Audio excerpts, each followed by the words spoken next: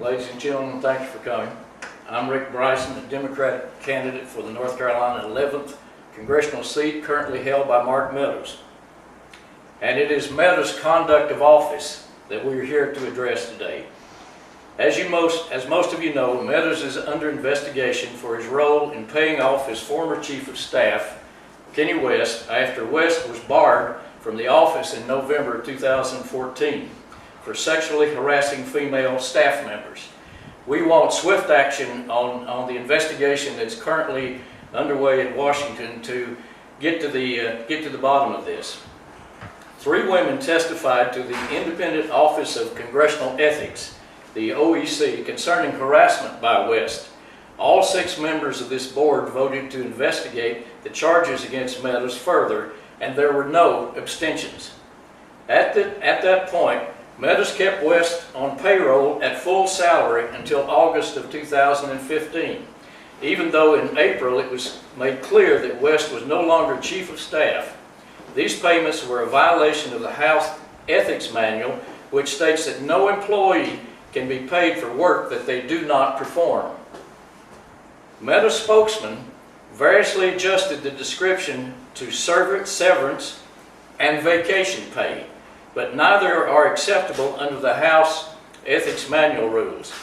Meadows refused to cooperate with the Office of Congressional Ethics, but has agreed to cooperate with the House Ethics Committee. Perhaps his reasoning for this is twofold.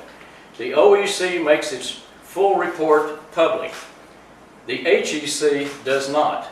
And the HEC is composed of cronies, and thus, to some extent, his jury is packed in his favor.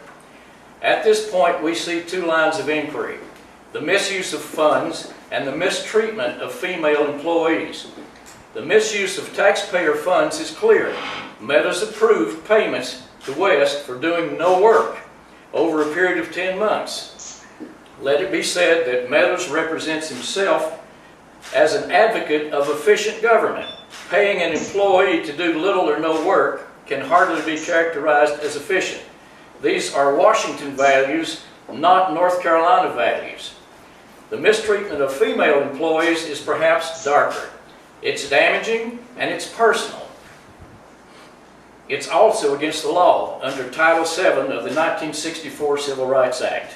According to 3 women who testified before the OCE, they were made uncomfortable by West to the point of warning each other about what not to wear when he was expected to be in the office. Harassment varied from uncomfortable physical closeness, touching, pulling their hair, and looking down their blouses. Back in 1974, when Richard Nixon's pack of evasions came crashing down, people wondered, what did he know and when did he know it? When we asked that question of Meadows concerning the issue of sexual harassment in his office, the answer is startling. He knew of Kenny West's tendencies before he, Meadows, was sworn in. Multiple reports attest to the fact that several associates warned Meadows that West posed a problem long before he took office. Thus, the stage was set for this scandal to happen. Representative Meadows is accused of misuse of taxpayer funds. However, like the old adage that a team is a reflection of its coach or a company a reflection of its owner, the environment of Meadows' congressional office is a reflection of Meadows himself. And there is reason to think that Meadows' own attitude toward women played a part in this creation. The link lies in his votes and in his language. First of all, he voted no to renew the Violence Against Women Act. In addition, hearings in the Capitol, where a female doctor was being questioned, Meadows used extremely sexist language to describe a form of birth control. So being sufficiently insensitive as to use denigrating language in a public hearing suggests a deep-seated contempt for women. As mentioned earlier, sexual harassment is against the law. It's also against God's law, the golden rule of doing unto others as you would have them do unto you. And it violates our mountain values. Since sexual harassment is a crime most often committed against women, I asked one woman to describe the trauma that she experienced. In her words, here's what she said. Every woman asks herself what she did wrong right off the bat.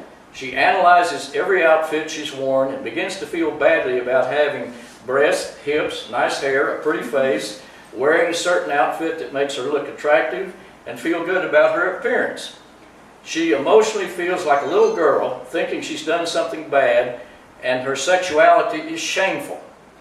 She may fight against injustice, intellectually knowing that it's what's right, but she battles this feeling on the inside that she has destroyed everything she's worked for just because she's a woman. She goes over every detail of every time she interacted with her harasser. She feels powerless for not being able to stop his actions when she first notices that he is inappropriate. She knows she can't say anything if the harassment isn't damaging enough. This makes her anxious to go to work, and even though she knows she didn't do anything to ask for it, she still feels responsible when it grows bigger than she can tolerate. So, where does this leave us? By his own admission, Mark Meadows misused taxpayer funds. He made his decision to illegally spend your tax dollars to help his friend, a friend engaged in criminal behavior. What punishment my opponent receives from this will be determined by the House Ethics Committee after the November election. However, it's very reasonable to expect censure for such action. In any case, no more cover-up, no more evasion. The people of Western North Carolina demand an explanation as to why you played fast and loose with our taxpayer money. As to the sexual harassment issue, we no longer live in an era when good old boys can get away with gender bullying with a wink and a nod. The women who were harassed in Meadows' office, our Western North Carolina office in Washington, deserve an apology, a public apology. So I say this to Representative Meadows. You enabled this scandal to happen and created the environment in which it played out. Mark Meadows, apologize to these women. Thank you.